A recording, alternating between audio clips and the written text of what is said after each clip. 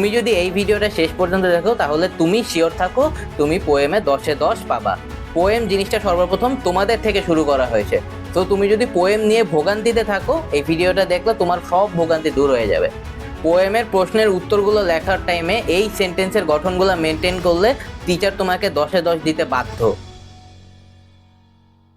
আসসালামু আলাইকুম এভরিওয়ান, আমি শাহরিয়ার ইসলাম মাহির। বর্তমানে পড়াশোনা করছি ঢাকার অন্যতম একটা সেরা কলেজে, government science college, intermediate first year. আমার এসএসসি ব্যাচ ছিল 2025।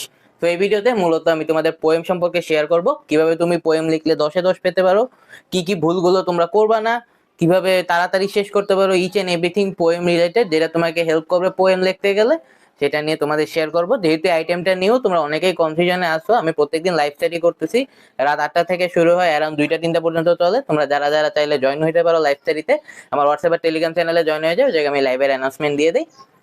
সো ভিডিওটা শেষ পর্যন্ত দেখলে তুমি পোয়েমে 10-এ 10 পাবা, শিওর থাকো। ভিডিওটা শেষ পর্যন্ত দেখো তোমার পোয়েমের সো ভিডিওটা শেষ পর্যন্ত দেখো তুমি সো ভিডিওটা শেষ পর্যন্ত দেখলে তুমি পোয়েমে 10-এ 10 পাবা, শিওর থাকো। সো শুরুতে চলে আসি থিম রাইটিং নিয়ে। সো তোমাদের পোয়েম থেকে থিম রাইট করতে দেয়, এটা আসার চান্স অনেক বেশি থিম নিয়ে। সো তোমার থিম লিখতে হবে। আর তুমি যদি আমার আস্ক করো ভাই পোয়েমের সাজেশন দেন, টু বি অনেস্ট এই সাজেশন কেউই দিতে পারবে না। যে দিবে সে আসলে মিথ্যা ভুয়া বলতেছে বলা যায়, যে এটা প্ল্যাটফর্মই দিক। কারণ এখন পর্যন্ত তো এটার দেওয়া হয় নাই, মানে এর আগে তো কোনোবার আসে নাই, তোমাদের ক্ষেত্রে তো প্রথম শুরু হয়েছে। কেউ হয়তো বা বলে দিতে পারে এটা ইম্পর্টেন্ট লাগতেছে তার কাছে তাই এটা আসবে, বাট কেউ যদি বলে 100% কমন, তাহলে ঝামেলা আছে সেটাতে। তো তোমার এই বইয়ের প্রত্যেকটা পোয়েমের থিম যেন জানা থাকে, থিম দিয়ে একটা কোয়েশ্চেন আসবেই। সো এখন চলে আসি মেটাফোর আন্ডারস্ট্যান্ডিং এ, আন্ডারস্ট্যান্ডিং মেটাফোর যাই বলো। তো তোমাদের সলিটিউড কবিতাতে একটা লাইন আছে, সেটা হলো দেয়ার আর নাউন টু ডিক্লাইন নেকটার্ড ওয়াইন। এই নেকটার ওয়াইন দ্বারা আনন্দ বুঝাইছে, বাট নেকটার ওয়াইনের আসল মিনিংটা কি জানো, মানে মদ্য জাতীয় একটা দ্রব্য আর কি, মিষ্টি জাতীয় একটা পানীয় বলতে পারো, তরল পদার্থ। বাট সেন্টেন্সে এখানে মূলত আনন্দ বুঝানো হয়েছে। সো এটা হলো মেটাফোর। সো এটা ঠিক রাখতে হবে, তবে তোমার এটা ভালোভাবে এগুলো ভালোভাবে জানতে হবে।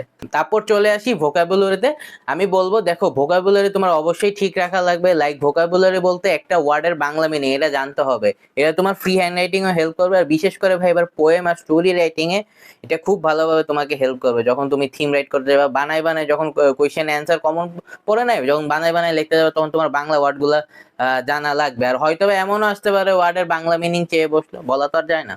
আর তোমার হলো পোয়েম গুলার প্রত্যেকটা লাইনের মিনিং জানতে হবে। প্রশ্ন এমন আসতে পারে যে একটা লাইন তুলে দিল, তোমার কবিতার একটা লাইন, ওই কবিতার একটা লাইন দিয়ে তুলে বলে এটা এক্সপ্লেইন করো, explain this line of that poem. So এরকম কোন একটা কোশ্চেন তোমাকে করতে পারে।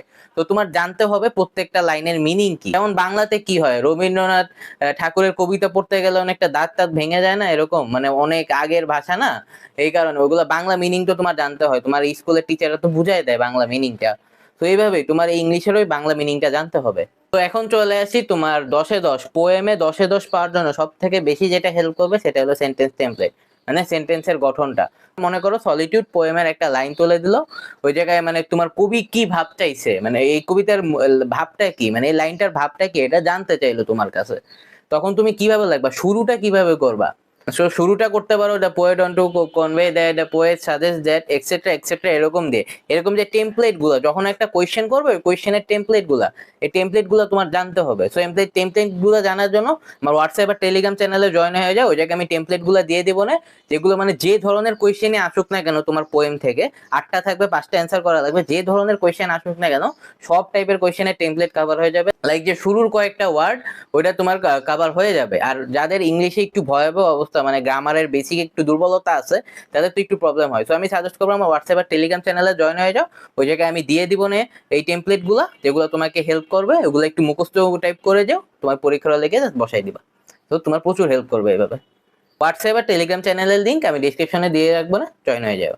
সো গাইস আজকে এই পর্যন্তই। আশা করি ভিডিওটা ভালো লাগছে। ভিডিওটা ভালো লাগলে একটা লাইক আর কমেন্ট করে দিও।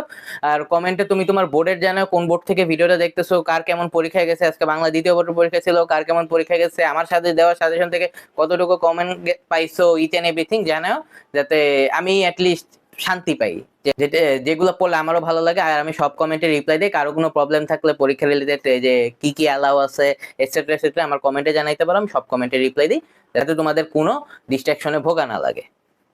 আজকে এই পর্যন্তই। আসসালামু আলাইকুম।